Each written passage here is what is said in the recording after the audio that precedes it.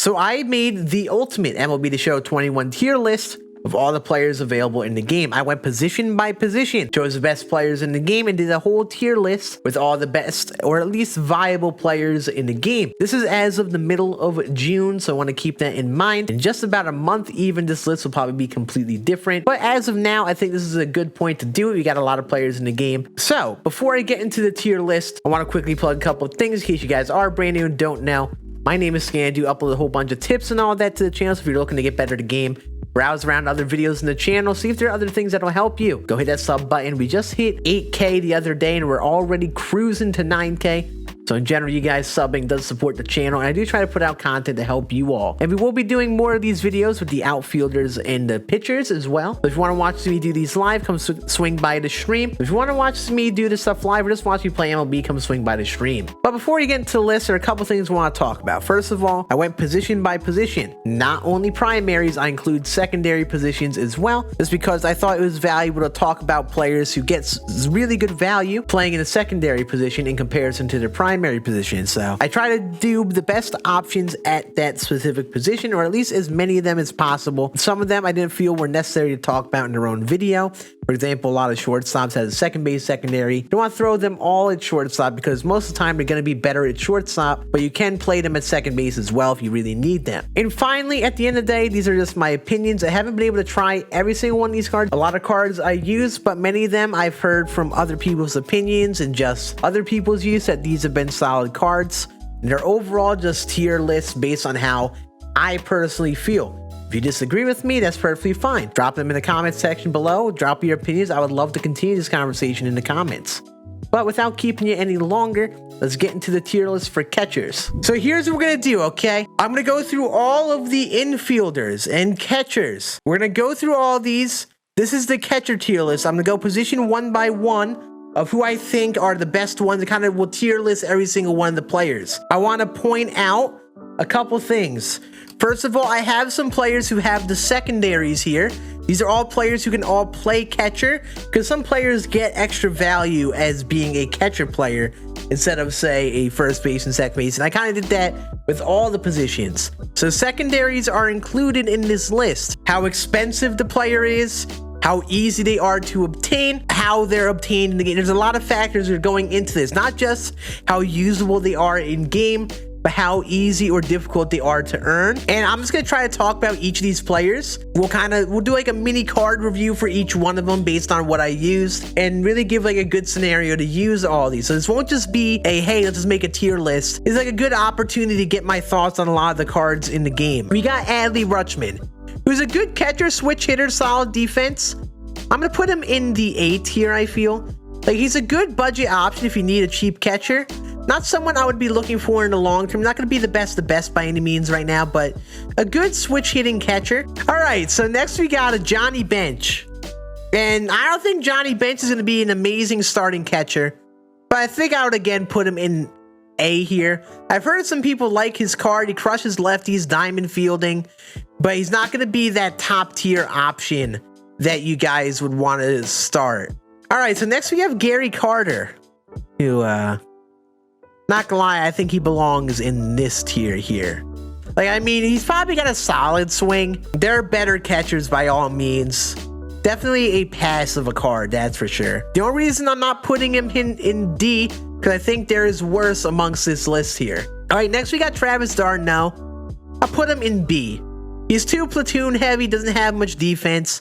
Good versus righties, but I don't think he's someone you should really be targeting. I think Adley does a better job at being a cheap budget catcher than d'Arnaud is. I mean, maybe if you have a Jimmy Fox, maybe you platoon him with him, but I would probably lean away from d'Arnaud. Definitely better than Jimmy Fox. I think I'm going to put him in the S tier. I think Jimmy Fox is an S tier catcher in the sense that he crushes lefties, and you probably don't want to start him on his own. You probably want to platoon him, but he's that good to be in the S tier. Even though he's really good and he is in this category, keep in mind, you probably don't want to only start him. You want to have an option that's good versus righties, just in case, especially if you're on Hall of Fame or Legend. Next, we have Yasmani Grandal. You know, I'll put Grandal in the A tier here. I mean, the hitting attributes aren't the best, but he's got solid enough defense. He is only like 5K on the market. Switch hitting catcher. He's got a great swing. Next, we have Sam Huff, and I'm going to put Sam Huff in A, just because I know his swing is an issue. A lot of people like the attributes. He's a good all-around card on paper, but the swing is kind of Mike Piazza-like, where it's longer, and people who are on Hall of Fame and Legend probably can't time it up too well. But I would say on lower difficulties, it would be usable. Like, I use him in a lot of showdowns. If I like the swing, is for that. But higher tier ranked, I wouldn't really recommend him the most. But he does have good defense and good pop. Jason Kendall. There's a reason I put Gary Carter in the C tier, because I think that Jason Kendall is definitely the definition of an L card. Like, he's got high contact and like okay speed, but like not a good defender, no pop whatsoever. All right, so next up we have Jonathan Lucroy. And this is a fun one. He's a D tier. D tier, no doubt. I had nothing impressive on the card whatsoever. I wanted to keep this mostly diamonds, but there were a couple golds at catcher I thought were worth acknowledging. One of them being the gold Yerman Mercedes. I'm gonna put him in the B tier. I mean, Yerman Mercedes is like a free to earn tops now card. We could buy him for only a couple thousand subs on the market. He's got some of the best hitting attributes overall as a catcher. The defense sucks, but like for like a starter catcher, I think that Yerman probably fits that. The defense doesn't need to be amazing for a starter catcher. And I'll put him in the same class Darno, that, you know, you could use him at catcher for a while. Obviously, you want to look for better long-term upgrades. And I think Tom Murphy, I'll put him in the same class as Darno, where he's very split heavy, but also very cheap. Honestly, Murphy's probably a good bench bat just for lefties. And maybe you do want to platoon him with like a Gary Sanchez, Joe Torre if you have some easy to earn cards. All right, so next we have Salvador Perez. I'm going to put him in the A class. I think Salvi's swing this year is really good. This card is great power versus both sides. Usable defense. The only thing keeping this card from like a super top tier is the contact. Little low on the contact. If you're on Hall of Fame or Legend, probably going to struggle with this card. I stopped using him in ranked because of that contact. Next we have Mike Piazza. And honestly, I'll put Piazza in this tier as well. He's got the good splits for his both sides. He's basically like Sam Huff, where he just has the good attributes at the plate, but the swing is really his issue. Piazza swing is a little nicer, but I find on Legend, Hall of Fame, higher difficulties, you're probably going to struggle timing things up. Maybe even some people on All-Star will struggle. But you know what? Not too hard to obtain catcher if you already have him. Next, we have Jorge. I'm putting Jorge in the S tier. Like, I think Jorge Posada is the catcher you should be using, especially if you don't have much of the TA2 guys. If you have Posada, you should be using him out there over some of those other cards that you can get through like Tops Now and things like that. Posada is a super favorited card by a lot of people. The high contact, switch hitter. His defense doesn't play too bad. All right, so we got Live Series Buster Posey. We'll put him with Gary Carter. Yeah, not much power. Maybe okay defense. High contact. It doesn't mean much to be better than Jason Kendall and Jonathan Lucroy. Next we got Pudge. I think he belongs there too. I've heard some people like Pudge, but the issue I have with this Pudge card is he has high contact, which isn't bad. I don't think the power is high enough, and the defense isn't good enough for me to say that Pudge is going to be super great. I've heard some people like this card, but the high diamond Pudge would be better because he'll have like diamond fielding and all that behind the plate. He'll have that high contact, but actually like near 80 or at least 80 power versus both sides. And that card would be a lot better than this Pudge. I know this Pudge is a little low on the power. All right, next we got JT Realmuto. I've heard some people like Realmuto's swing, but yeah, I think he's probably, I mean, like, he's like right in the B, C tier. Like, he could be like a secondary backup catcher. I mean, at least he has some speed, solid defense, and not terrible power, but yeah, there's just not much of a use for Realmuto. I mean, he's definitely not a starter. All right, so we got another gold boy here, Keibert Ruiz, who is a switch hitter, Tops Now card, who I think is in that same class as Yerman, where he's a good bat. The defense isn't crazy, but you know, a couple parallels. He plays like a diamond. The switch hitter bat is there. And Caber's really good. I think he at least has a purpose as like a very starter catcher for when you're just getting into it. I know some people may be confused because I'm rating golds above diamonds, but it's just the factor of their swings being more valuable than like anything. Like their cards are very good bats if you just need a catcher. Those are the guys you should probably just quickly scoop up. So next we got Gary Sanchez, and honestly, I'm gonna put him in S tier. I'm not gonna lie, this Gary Sanchez card is cracked. The contact versus lefties is gonna slightly be an issue on Hall of Fame, and I also have Jimmy Fox in here, who isn't the best versus righties either, but he does have the power. For most people, I think Gary Sanchez is one of the catchers you can use. The power plays. I mean, listen, I hit a home run with him on Legend versus lefty. I mean, obviously, most people aren't playing on Legend with him. I think he's better than all of these guys. I think he's definitely better than all 6 of these guys down here. But I do recommend platooning him. Like a perfect platoon is Jimmy Fox and Gary Sanchez. All right, next we got Carlos Santana, who I've seen people use. I would say he's an S tier catcher with the attributes, but with how much he is, like I'm saying, we're talking about how easy cards are to obtain. I don't think he fits that value of being a like 60 to 80K stub catcher. Some people like him. He's a switch hitter with gold fielding, like a solid catcher. I just feel like these guys I've seen more success with. You know what? We'll put him in the S tier. We'll put him in the S tier, okay, chat? We have Jacob Stallings to go through first, who is probably in this tier here. Like this Stallings, I know Stallings has kind of got a glitchy swing from what I've heard from people, but like the offensive attributes aren't there on this card, right? All right, so next we got Joe Torre. And listen, I've used this Joe Torre. And you know what? He reminds me of a Jorge Posada, who is only a righty, of course, but has that contact versus both sides. I've been a big fan of the Torre card. I want to be clear. He's a primary third baseman, but he gets a lot more value being a catcher just because of how weak catcher is. There aren't that many great catchers in the game, and the high contact as a catcher, definitely it plays. And honestly, this is an interesting one to end it. Matt Wieters. I was talking about, you know, how expensive cards are, how easy they are to obtain. But for a 50K catcher, I think Matt Wieters is an S tier catcher. His swing played really well. He does have low contact versus righties. The contact versus righties is a little low. It's like 60 something. But we also do have guys like Santana in this here. But he gets the power boost versus righties. Wieters has the diamond fielding too. Absolute stud. These are the catchers. I mean, the S tiers are the guys I would recommend you guys pursue starting on your team in the long term. Like, these are the best ones in the game right now. A tiers are guys that I think, you know, you can give a try and they could play up to S tier depending on your rating. But there are also, you know, just other options in the mix. I think the B tier guys are like basically your basic starter catchers. Like if you're just getting the game for the first time, get Yerman or Caber as catchers. Their bats are amazing. Then C tier, you can get away with using, but I would just not recommend using long. And then D tier, just I wouldn't even touch these guys. All right, so I want to make it clear for this as well. Any player that is S tier is someone that I think is like someone you should be starting on the God squads. Like there aren't much better in the game right now because there are a lot of good first basemen, but I want to really make that separation that the S tier players are the players you should be seeing on the best teams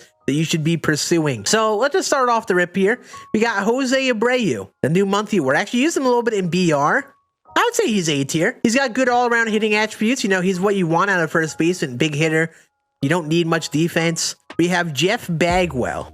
I feel like B tier. Like I've heard some people use him while they were doing their collections. Like, hey, he's not bad. Definitely not someone you use in the long term. Weird stance, weird swing. Next we have Rod Carew, the headliner Rod Carew, and yeah, I think he belongs here. I don't think you want to use Rod Carew at first base. Like Carew could be a solid second baseman, but first base, nah. Next we got Bobby Dahlbeck, who I love his live series card in BR. I feel like I would put him in this A tier that, you know, he's a usable first baseman. If you're just trying to look for a first baseman off the rip, he'll be a good card to get. He's very cheap on the market. or you could earn him for 3 tops now. And Dahlbeck has a really good swing. Now we got Chris Davis, which Chris Davis is interesting because he crushes righties, but he has weak splits versus lefties. Dahlbeck is definitely more two-sided. I feel like I would put Chris Davis here. He's got good attributes versus righties, but he's not going to be that great versus lefties. See, Adam Dunn is interesting to me because part of me wants to put Adam Dunn in S tier. Like, part of me wants to put him up there, but like, who else? The other two who are in S tier for me, I don't think he lives up to that level. We'll put him in A tier with Jose Abreu and them. He's definitely a good first baseman. All right, so we got Edwin. I'll put Edwin in the B tier. I'll put him in the same avenue of Chris Davis. Like, a good starter first baseman, but I think these guys up here will do that first base job better than these guys. Edwin does have pretty good all-around hitting attributes though, and a good swing. All right, so next we have Prince Fielder, the World Series award. He's very cheap now. He's like 30K or something last time I checked. He's got good hitting. I'm going to put him in the A class here, the A tier. Next, we have Jimmy Fox making his second return. As a first baseman, I don't think he has as much value as a first baseman. He's very good as a first baseman, though. So I still think he's S tier. But I want to point out that, again, Jimmy is someone you probably want to platoon. You probably want to hit him with another lefty bat that is available. Just because, you know, he is good versus righties, but not amazing by any means. But he's definitely still very good as a first baseman, I would say. All right, next we have Freddie Freeman, who is, I would say at least, I'll put him in the B tier here. Nothing really too impressive on the attributes. I mean, that downgrade really killed him. If he was a high diamond, I would say he's probably A, but in chat, you guys are going to hate me for this. But he's S tier. No, I'm joking. He's C. Lou Gehrig is definitely a C tier. Lou Gehrig's card got done dirty. I mean, listen, he's a right versus righties. The thing with Lou is he's not great versus lefties, and even versus righties, I find he only hits doubles. You want to use first base as a power position, and Lou Gehrig isn't even that on this card. 99 Lou is going to be really good, but I think he's definitely C tier. Live Series Vlad is actually a viable first baseman. He's got nasty hitting attributes. Well, put him in B. You know, you compare it to this Vlad, the monthly one. This monthly Vlad is definitely A tier. Definitely a viable first baseman. I want to separate the monthly from the live series one, though. Just because the real benefit of the live series one, he only crushes righties. The monthly one has like silver fielding, and he does have the good splits versus righties. But I found that he does play to have a good swing versus lefties. So even though he does have reverse splits, he does hit well versus both sides. And the monthly one, I think, is just a lot better. All right, Yuli Gurriel next. I'll put him in C. I'll put him in C tier. His swing actually doesn't play bad. I'm not gonna lie to you. I played with Yuli's swing in BR. For first base, not the kind of card you want. Todd Helton, I'll put in this class too. I mean, Todd Helton, a little glitchy. Some people like his swing, but just like, again, there's not enough power. A good Todd Helton could be pretty solid. Like high 90 Todd Helton could be in this class here. But for now, that other Todd Helton, definitely down there. All right, so next we have Keith Hernandez. Yeah. D tier. Like, there's no reason to even bother using Keith Hernandez. The contact and the defense are the things you don't need at first. Rhys Hoskins, I'll put Rhys here. Rhys has good splits versus both sides. I think he has pretty solid contact versus one side as well. Good versus both sides, better than these guys do. Definitely a beast of a budget card. Paul Konerko. And Paul Konerko is interesting because I know he's got good attributes to be up here. He's actually more of a longer term starter first baseman than a lot of these guys are. I would put him in this A class. Like, you could use him at first for the time being, but obviously, like, you know, if I were to really separate A, I would do like A plus and A minus. He would be in that A minus bunch. Edgar Martinez, the Team Affinity 2 card for the Mariners. Not a bad first baseman. Just his power versus lefties was done dirty. If he had the power versus lefties, he would be an A. All right, so next we got Don Mattingly. And someone's thinking I'm going to put him S tier. Now, Don Mattingly belongs in B tier. Don't entirely sleep on Mattingly, but the power versus lefties is an issue. And honestly, as a first baseman, not a good card to use at first. Like I said, first base is a position you want power, and Mattingly doesn't have that much of it. All right, so next we got Fred McGriff, the player program card. B tier, you know, he's got good hitting attributes, you know, like he's solid, you know. Nothing crazy though. Max Muncy, the Live Series one. I think Max Muncy's a good first baseman, but nothing too crazy just because, again, he's a little low on the contact. I think he gets more value of being a second base option. The 42 one, though, we'll put in the, actually, yeah, put in the A tier. This one's a little better, right? His Live Series. We'll put him in the A tier. But again, this is as if he was a first baseman. I would probably put him towards like the lower end of this A tier. Just because the contact is a little low. He is good lefty bat though. All right, so next we got Eddie Murray. The thing with Eddie Murray is he's a switch hitter. There aren't many switch hitting first basemen. He does have that niche of being a switch hitter. Nothing too crazy though. I mean, again, just B. Just like there's a lot of like middle of the road first baseman. I feel like Murray is probably middle of the road at best. Where does Will Clark though? Oh, if I were to put Will Clark in anything, he would be here. Here or here. All right, so next, Stan Musial. I think Stan's a little better than Keith Hernandez or Rod Carril. High contact. That's the real benefit of Stan Musial is the high contact. So we got Live Series Matt Olson. The thing with Olson is the contact versus lefties is low. He's so split heavy. We'll put him in B again. There's so many just like middle of the road first baseman. But Olson is good and he does have diamond fielding. So we have our second S tier. David Ortiz. I mean, he's probably the best first baseman all around. All like 100 plus hitting attributes for both sides. Obviously, the defense isn't crazy, but he gets the job done there. You don't need defense at first. So next we have Babe Ruth.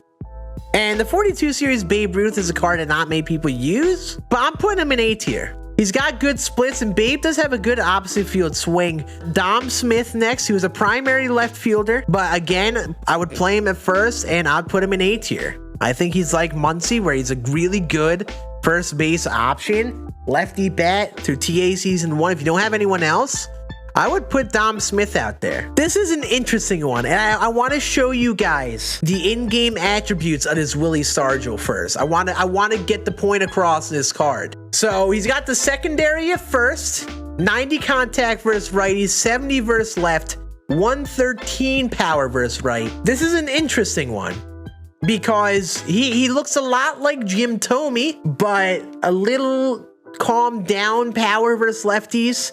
And the contact versus righties. Like, he looks like Jim Thome Jr. if you were to play him at first. But he's definitely in A tier if he plays like that Jim Thome. So next we got Frank Thomas. I guess I would put him in A as well. Like, Frank crushes lefties, and there are a lot of good lefty starters right now. I mean, definitely a good bat. I would probably use him over some of these guys just for that power versus the lefties. Probably not any much of a long-term guy just because of the splits he has. All right, so next we got Jim Thome, which I think is an obvious S tier. Jim Thome is definitely in this bunch of first basemen as the best in the game. Thome, I think he's the guy you should start at first if you don't have David Ortiz. And Tino Martinez, I mean, we'll put him in C, all-time Yankees. He's got solid splits versus righties, but nothing impressive on this card by any means, especially since you got to buy him. And then Joey Votto, we'll put in the B tier. I mean, a little low on the power, I believe, for Votto, but you know, he's got a solid swing. I would use these guys over Votto at first any day, though. But this is the final first baseman tier list, I would say. These are the best three you should be trying to start and get, but these guys are good enough for the time being. I think these guys do what these guys do better, but better. Joe Torre has a secondary, but he's someone I would completely not recommend starting at first. Not that he's bad, but not a recommend start at first, just because you want power at first. But I think this is pretty solid for first baseman. All right, so now we got second baseman, and this should be a quick one, because there are not many cards at second base, or cards that I would even recommend playing as a secondary as second. But most of these guys are primaries at second, and I want to make it clear, if you have some shortstops that can play second, you may want to give them a go at second base. All right, so first we got 88 Jackie. And 88 Jackie isn't bad.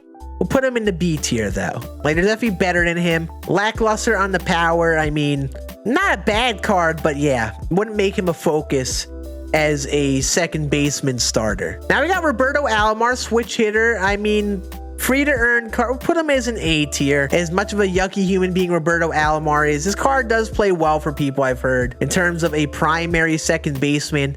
However, you know, there's definitely a lot better, which we're going to talk about. The S tier you will see for this, though, is going to be very thin. Like, there aren't that many really, really good second basemen. We got Craig Biggio next. We'll put him in this tier. Not much power on his card. We'll put Craig Biggio in the B tier. Low power. I mean, there's not going to be much power at second base anyway, but he's not even that quick. We'll definitely put him in this tier, though. He's not going to be the worst by any means. Kevin Biggio, I think, is an S tier second baseman. But this is mostly because of how weak second base is. Like, there aren't that many second basemen. And Biggio is definitely one of the best couple second basemen. Crushes righties. A little weak versus lefties, though. All right, so next we got Cesar. Honestly, I've heard good things on Cesar. He's got the power. He's got good power versus one side. Just his defense is very weak. He doesn't have much speed either. So, you know, second base is really a spot you probably want to target some solid speed, good contact, but Cesar is pretty good. I think this is where he belongs. He's not like a top tier second baseman, but Cesar is pretty nice. Jake Cronenworth up next, and honestly, he's got good power versus righties. I'm gonna put him in that A tier as well. I've heard Cronenworth's pretty solid. I remember using the finest Cronenworth last year and being shocked at how well the card played.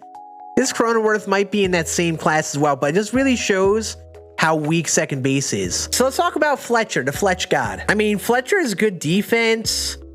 He has like next to no power though. I'll put him in C. I tried Fletcher, man, and I just couldn't get going with him. Maybe like a bench guy for the positional eligibility, but like that's really it. All right, next we got Wander Franco. And I'm including Wander just because his arm is weak. So if you have him, you may be better off using him at second base. Wander's pretty glitchy. We'll put him in the A tier. I'm going to shift all these guys down because I think there is a separation with some of these players. We'll put Alomar in B. I think that's where he probably belongs. Keston, though? Keston belongs right here. Keston got the pop. He's got the power versus righties. He's a good bet. I like Keston. He belongs in this bunch, I would say. There's definitely better, but he definitely belongs there. Bill Mazeroski. I mean, it's not the worst hitting attributes in the world. I think he belongs like here. We'll put him here. I mean, at least has like 70 something power, right? But no, definitely not up with these guys, that's for sure. But I think you would be better off using one of these guys instead of him. All right, Joe Morgan next. I mean, Joe Morgan has the speed, the contact, but I mean, these low power guys just don't play well enough. I don't think he has enough power to warrant using him. So I think we'll put him in C. He's not completely unusable. He's got the speed, which is glitchy, and the contact could play a little all right, but I think he's probably amongst this class. But a 99 Morgan will be better, though. All right, next we got Robert Poisson, who honestly, we got Kevin Biggio up here. I think he would belong in this class. Like, you could use him at second base. You know who Poisson reminds me a lot of? Vidal Brujan last year. Switch hitter. He's got lower power, but he plays pretty solid. And he's got speed. He's a valuable second base. A lot of people said they love him. So I would put Poisson in that S tier for now in terms of like second baseman cards you could use. I might have just goofed up with this because like, who's going to be the best second baseman? Jackie Robinson, Marcus Semien, and Alfonso Soriano.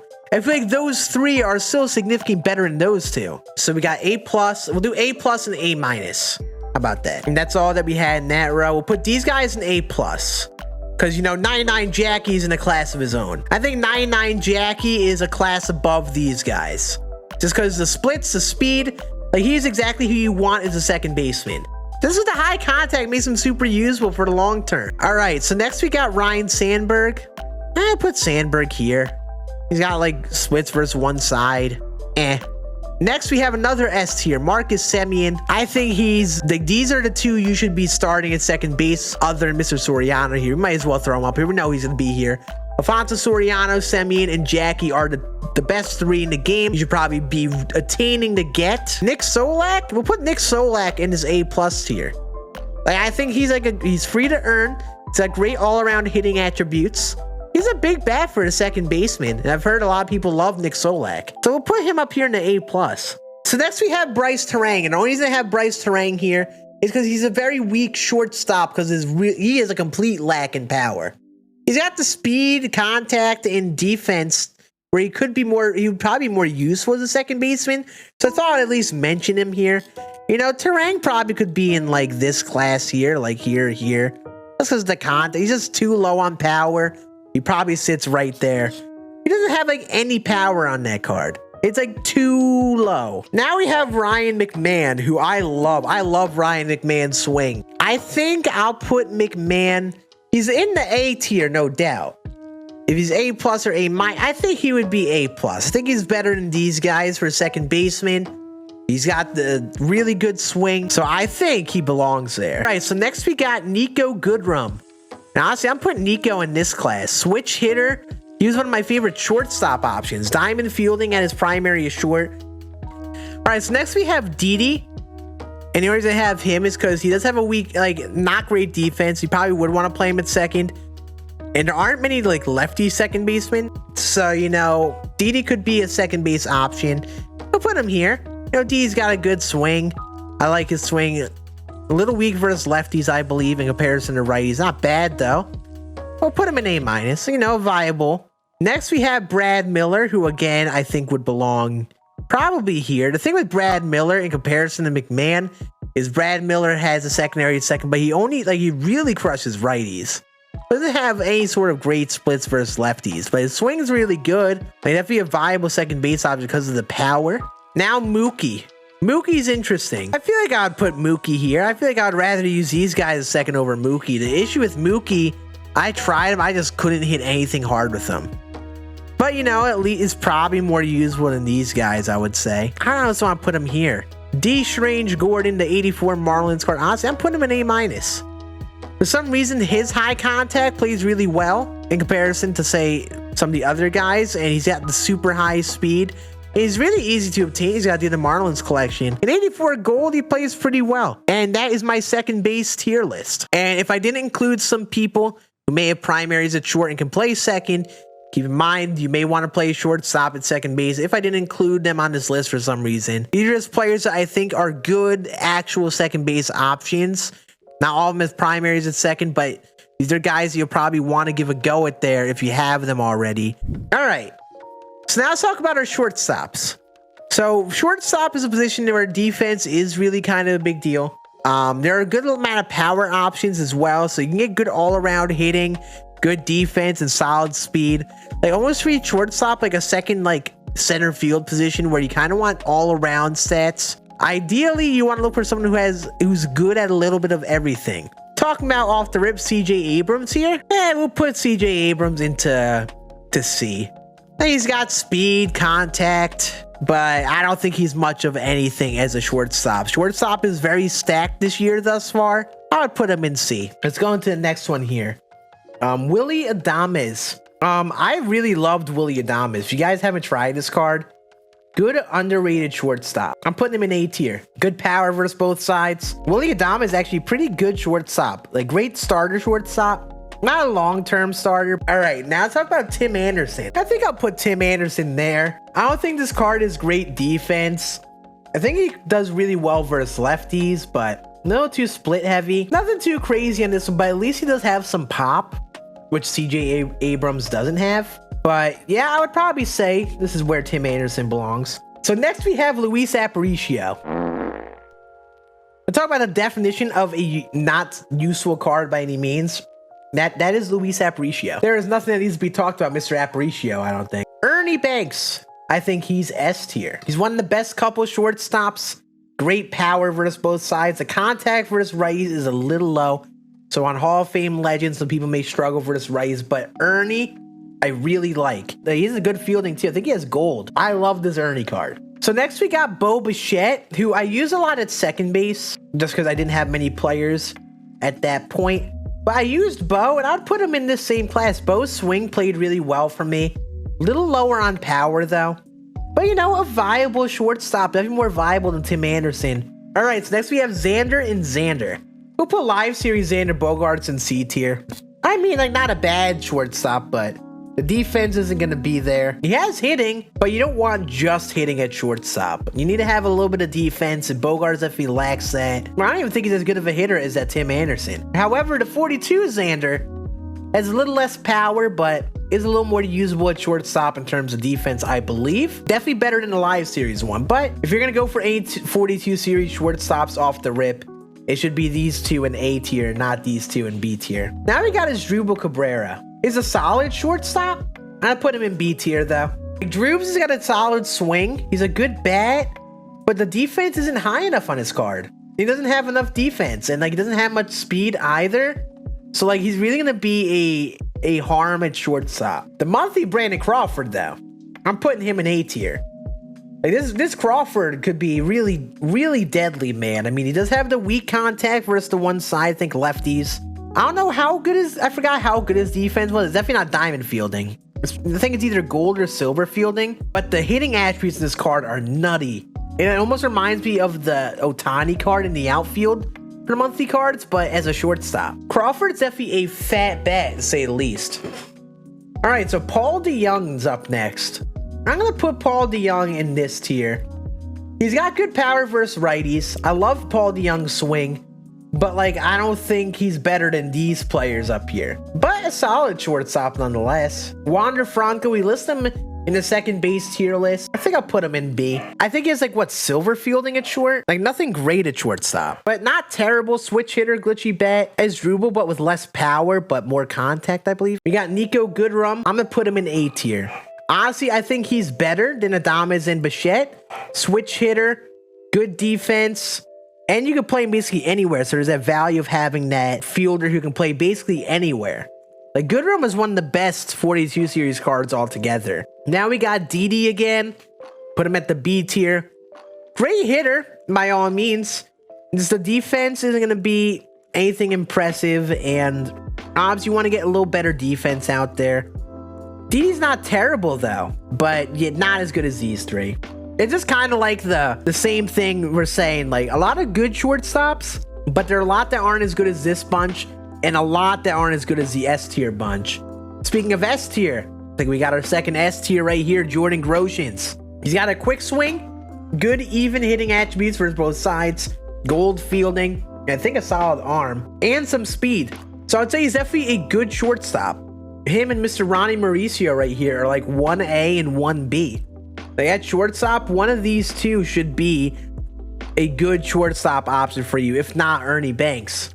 Like they're that good. And Mauricio is a switch hitter, so he gets that benefit, but also has a little worse contact. They're both good options. They're both very similar. Usually people like one of these two. These are who you should be starting in the long term for the time being. Barry Larkin here, C tier.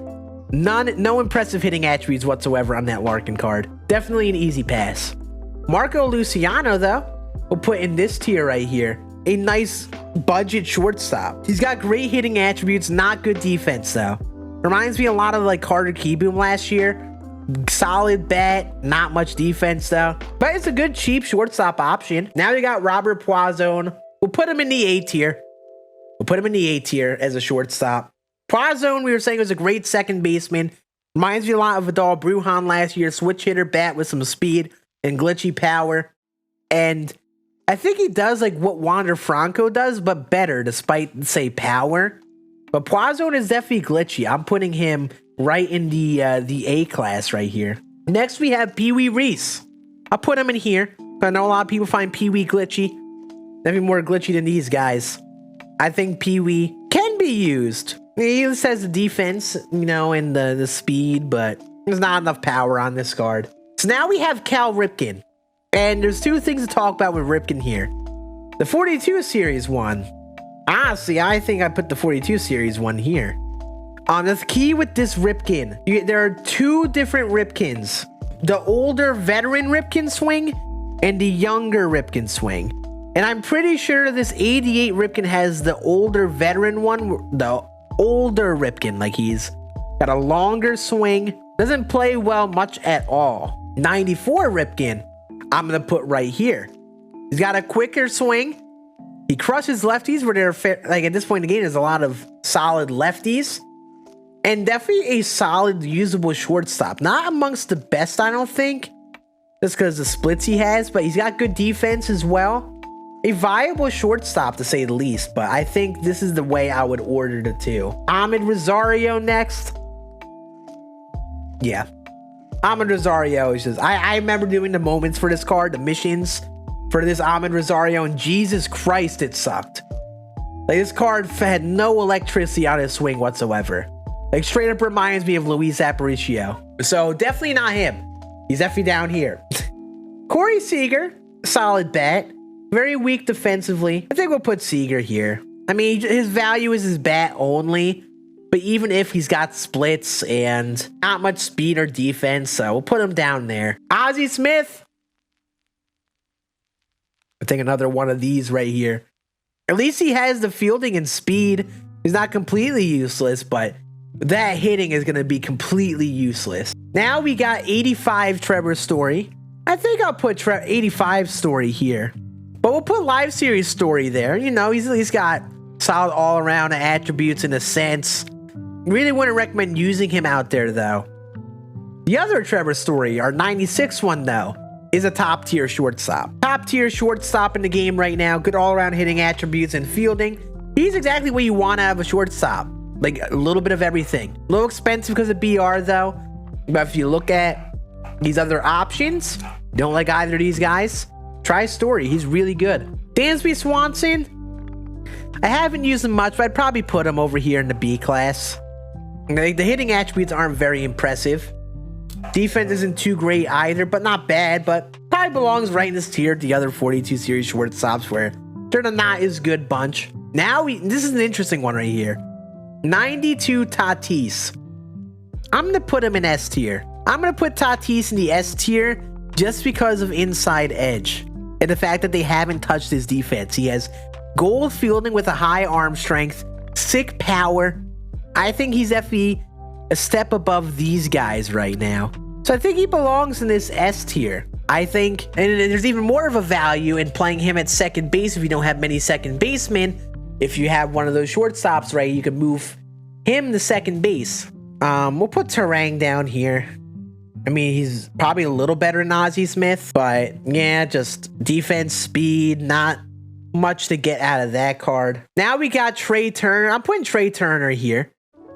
I think Trey Turner is a very usable shortstop. His card plays very glitchy. The power plays well above the attributes, I feel like. The speed and defense is good enough. Definitely not in this level, but definitely a viable one. And the final one, Troy Glaus.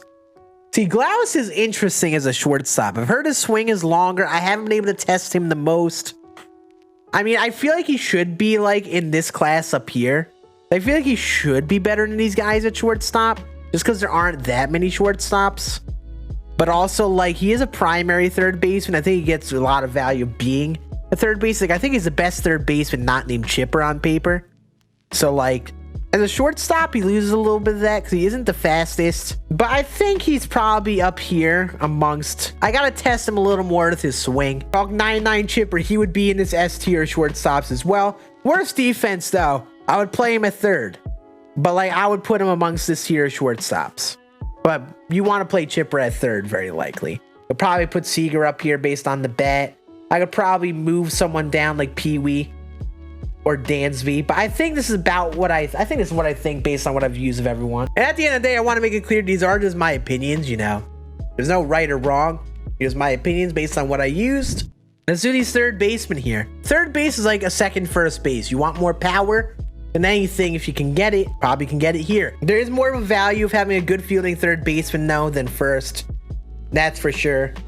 And that is something we'll be looking at. And finally, there are a fair amount of people that have a secondary at third. So we're going to try to talk about as many of them as possible. The 94 Hank Aaron at third base. As a third baseman, I would say a B. And the only reason I would say that Hank Aaron as a third baseman would be a B is because, you know, he has solid speed. He has okay power on this card. But his swing kind of is what carries the card from what I find. He's a good one.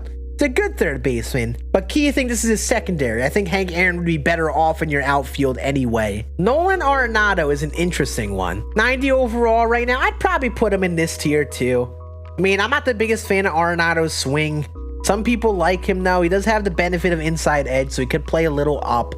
But overall, I think he belongs in the B tier. There's going to be a stark distinction between A and S here once we get to it. Johnny Bench, I'm going to put him in the B tier. I mean, he has any sort of value because of the catcher. I mean, if you have him, you can put him on your bench in case you need a backup third baseman. But yeah, as a third base guy, probably here, honestly. The defense is nice, but there's so many big bats at third. You don't want to play bench at third, unfortunately. George Brett, however, I think we'll put this George Brett in the A tier. A lot of people used this Brett for a little while back. He's got the high contact, like, he doesn't have the most power. It's the only issue with this George Brett, but I think he's better than these guys as a third base option, in my opinion. Next, we'll talk Miggy. Miguel Cabrera, the event reward. I'll probably put him here.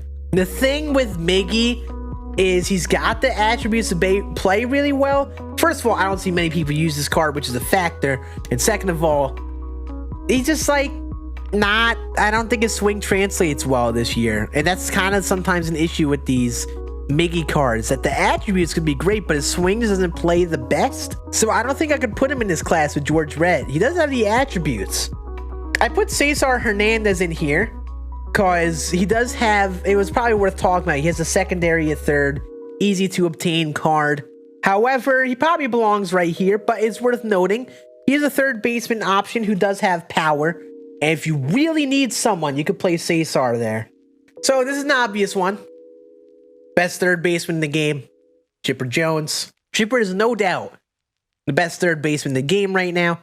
This card plays better than any Chipper Jones card I've ever used. Like, I've used Chipper Jones in years past, and he wasn't amazing, but he was good.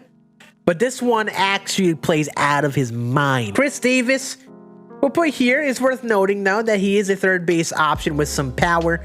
He's a little split heavy versus righties. He's good versus righties, but not that much versus lefties. Not bad by any means, but not going to be as good as some of the options I put up here. I'm going to put the 88 Rafael Devers in A class. And the reason I'm going to put Devers there is because, yes, the defense isn't great, but there aren't that many well-rounded third basemen who have good hitting attributes, like all around the board. He's a lefty, which there aren't that many lefties. And his swing plays really well. Like, I love Devers' swing. A lot of people love Rafael Devers' swing. I think he would be a class above these guys as a third baseman. And he's really easy to obtain. Also, I'm going to put Josh Donaldson in this class. Josh Donaldson is like 10K on the market, and he actually does have better all-around attributes. He has a little worse power than you may expect, but his swing plays well from what I've seen. Solid enough defense. All right, Adam Duvall, I mentioned him. Topps Now, free to earn card. He's probably going to be the most useful at third base because his defense is horrendous. So you probably don't want to throw him in the outfield. But he does have solid power versus both sides. A little low on contact versus righties, I believe, though. Edgar is an interesting option for a third baseman. I think he doesn't have like any defense, though. And again, the power. They did the power dirty on the Edgar Martinez. Probably right in like this is like the mediocre, I guess you could say, third baseman here. Eduardo Escobar. Escobar is interesting just because he's a switch hitter. Crushes righties, I believe. He does play above his attributes, I would say, in terms of his swing. But again, probably here, these are guys you can use. He does have positional eligibility, so there's a value having that on your bench. Next, we got Jimmy Fox, who again, I think is an S tier option at third. Crushes lefties. Get away with the man defense at third. But Jimmy Fox is definitely a little split heavy versus lefties, but is good enough versus righties.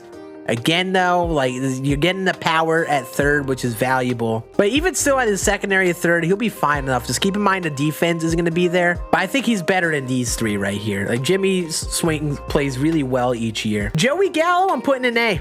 I would put Joey Gallo in S, but on Hall of Fame and Legend, people are going to struggle with the PCI. There's a thing worth noting. But I love Joey Gallo. For me, he would be an S tier. But some people are going to struggle with the small PCI. But Gallo's power and defense is amazing at third base. So, you know, that's a very valuable thing to have, but you can't put him on this same class. He belongs here, though. Good third base option, but keep in mind, he'll struggle on Hall of Fame and Legend for most people just because how little contact he has. Troy Glaus, however, I think on paper is the second best third baseman in the game. I mean, crushes lefties, has diamond defense after a couple parallels at third. The one thing that's a key is his swing. I haven't been able to test it much, but a lot of people said they weren't fans of his swing. But if you can get a hold of that swing, he'll probably be the second best third base option for you. But that's just a big thing. It's like, I haven't even tested enough, but on paper, he looks like he should be right here. Jordan Groshans, I thought was mentioning. Definitely a very good third base option, but he gets more value of being a shortstop. The speed he gets, he has solid power, but I would like more power at the third base spot. So, you know, he's an option at third base if you need it. We'll put Ronnie Mauricio in this same spot too. Like, they can play third base as secondaries, and you could play them there if needed. But, like, you probably want to look for power while you're playing someone at third and play one of these two at shortstop. I probably wouldn't play one at third and one at short. Key Brian Hayes, I'll put this card here. I think this card is a little worse than these cards. He's not getting enough power love on that card, unfortunately. Good defense and contact, but not worth really using at third. Harmon Killebrew, we'll put Killer here. A 99 Killebrew we get later in the year could be pretty scary, but this Killebrew a little lower on contact, high power, and virtually no defense. So, like, I would recommend using one of these guys over Killer as a third baseman, but Killebrew is a nice power bat and has that value. But that's really all he brings is that power. I'm going to put Longoria in the S tier. I think Longo, if you got this card from the kitchen sink pack, should be someone you could start at third base. I honestly think I would start him over Jimmy Fox over third. He's got good contact and power versus both sides, diamond, fielding. Like, if you don't like Glaus, maybe you pursue Evan Longoria. I haven't been able to test him much, though. I will say I love the gold Longoria swing, so I would guess that this Longoria would have the same swing. So the swing should play pretty well. But he's definitely an S-tier third baseman, 100%. Manny Machado we'll put here. You know, he's got some pop, but not too much to get out of that card. Eddie Matthews, though, definitely A-tier. Lefty third baseman, aren't that many good ones. Eddie has sick power and high enough contact. I haven't tested this Eddie much, but a lot of people love Eddie Matthews' swing each year. For like a cheap, affordable third baseman, he's like pretty cheap on the market. Definitely an option. And again, I would probably use him at third for that big power he brings, which is something you definitely want. Listen, I had Don Mattingly at first base in like the B or C tier. But as a third baseman, low key, I'm gonna put him here. There aren't as many third baseman options as there are at first. But, and like I said, with the defense, Mattingly does have solid defense. And oddly enough, with the lefty third baseman, he plays pretty well at third. I think he could be a usable third baseman until you get one of the best guys. Definitely a usable third baseman until you get someone super great. Same with Ryan McMahon here, by the way. Great power, lower on contact, but a good usable third baseman you can play anywhere in the infield too. Minnie Minoso, I've heard was a little underrated. I've heard some people vied with him more so than expected. He does have the power, or enough power to be usable at third, but nothing too crazy on that card. If you're collecting the 42 series cards, which is already expensive enough, you wouldn't do it just to get Minnie. But he's not bad. I'm going to put Isaac Paredes in this class too. I tested him a little bit, and he wasn't too bad at third. But again, just you want power, and I feel like Paredes doesn't bring enough of it. He's a little glitchy. But I think I would suggest starting one of these guys at third over Paredes, that's for sure. There's a lot of middle-of-the-road third baseman, I feel like, and I think Albert Pujols is that too. He has got solid hitting attributes all around, but nothing exciting on this card, I would say. There's a lot of like these third basemen are like, okay, but they're only a certain amount of like really good third baseman, I would say. Jose Ramirez, I'll put here. I've seen some good players use J-Ram for a bit too. I've heard that his swing is nice this year, but one thing is he's got a smaller strike zone, which some people struggle with. I mean, inside edge could boost him up to this level, but I think he probably belongs right here. Manny's probably in C. I haven't seen anyone use Manny at all.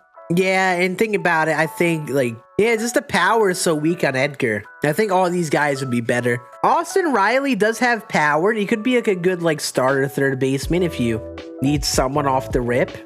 Like I said, like that power is a key thing at third. Definitely is someone who has the power, but not much contact and, you know, not a very long-term guy by any means. Schmidt is weird. I'm not a fan. I can't stand Mike Schmidt's swing, but at least he gets the value of being a good defender.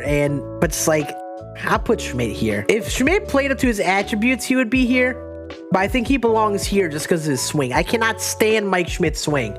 I even picked him in BR one run, want to see how well I did with him, and he barely did anything on All-Star. I could not get his swing down on All-Star difficulty. Kyle Seager, though. I'm going to put Kyle Seager up here like... I treat Kyle Seager a lot like the lefty Evan Longoria. He has a little worse defense, but more speed, but he's a lefty, and I think Kyle Seager has, like, a certified good swing that people really like. Sheffield, however, I'm going to put Sheffield here. Like, Sheffield's got a good swing. Defense sucks, though, but not much power on that card. All right, so next we got Nick Solak. We talked about him as a good underrated second base option. I feel like he's in the same boat at third. Got some good power. Some people have liked Solak a lot, and he's free to earn with the monthly program, so I would put him in that class. However, we talked about Joe Torre before. Joe Torre was one of our best top-tier catchers. I don't think I could put him as an S-tier third baseman, because at third, I really want that power, and his value is really of playing catcher. So I feel like I put him in A, in the sense that he's usable at third base. But, like, you don't want to keep him at third in the long term. You probably want to seek someone with bigger power. Justin Turner, I'm putting in this class, too. A lot of people like Justin Turner. I'm not a fan of his swing, though. Keeps him from being up here, though. He's got a big bat if you can get his swing down. Live Series Vlad Jr. is a little more split-heavy. A little more split-heavy than the other Vlad. We'll put him here. This Vlad, however, is a very good third baseman. The reverse splits played really well on the better Vlad. This Vlad, however, has a little worse defense. This defense would be horrid at third. He's going to have like 45 fielding. Patrick Wisdom is weird because he has the attributes to be here. I've heard some people really not like his swing, so I kind of want to put him here. I'll put him here. We'll take the benefit of the doubt that maybe his swing is all right, but he likely is an A, B type player. Just based on his swing, but the attributes are what you want at third base. I think Ryan Zimmerman, if there's any pass at third, it's probably him. I mean, I could probably move Brian Hayes or Machado down here, but if there's any pass, I think it's that Zimmerman card. I just don't know what any benefit of that Zimmerman is. And for the sake of it, since we've done this with the other ones, we'll separate A into A plus and A minus. But these third basemen are the ones you would probably want to really target using. If you like, these are easier to obtain. These are the guys you want to shoot for, though, in the long run. These guys are the most usable of the bunch. And overall, I think that's the third base tier list. But if you guys want to make these on your own, you could definitely do that. Definitely share them with me. I think it's a fun conversation to do this. And I think this is like a good creative way to talk about as many cards as possible. But also, you know, doing it in a creative manner where, you know, you guys aren't bored out of your minds. Have me review every card. And hopefully, you know, you guys get some benefit out of this. I'm enjoying the conversation. And hopefully.